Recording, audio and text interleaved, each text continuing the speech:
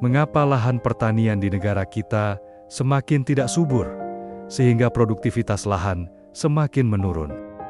Hal tersebut bisa kita lihat pada kondisi pH tanah yang semakin rendah, dan sifat fisik tanah semakin memburuk, atau tanah semakin bantat. Demikian juga daya simpan tanah terhadap air juga semakin rendah, sehingga lahan mudah kekeringan di musim kemarau, dan tergenang di musim hujan. Atau dikatakan sebagai lahan yang memiliki drainase yang buruk, yang mengakibatkan gagal panen. Salah satu penyebabnya adalah penggunaan pestisida sintetis atau kimia yang terus-menerus dan bahkan berlebihan, sehingga populasi mikroba tanah yang menguntungkan bagi tanaman berkurang karena teracuni oleh residu pestisida tersebut.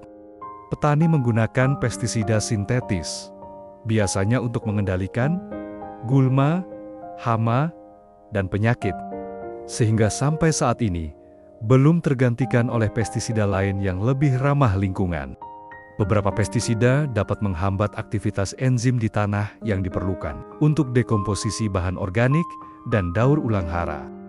Akibatnya, proses-proses biologi tanah terganggu dan kesuburan tanah menurun. Bahan kimia dalam pestisida bisa mengubah pH tanah secara perlahan menjadi lebih asam, sehingga mempengaruhi ketersediaan unsur hara dan struktur tanah. Atau dapat saya katakan, nilai tukar kation tanah menjadi lebih rendah, sehingga ketersediaan hara menjadi lebih rendah. Hal inilah yang menyebabkan tanaman walaupun sudah dipupuk, tapi tetap kurang nutrisi, karena unsur hara dari pemupukan tidak dapat dijerat oleh tanaman.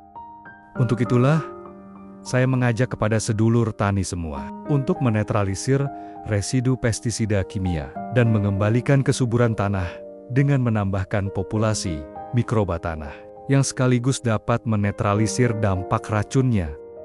Dengan Pucamadu dan Bioratu adalah pupuk hayati berbahan aktif mikroba yang dapat menetralisir dampak racun residu pestisida kimia dan menyuburkan tanah.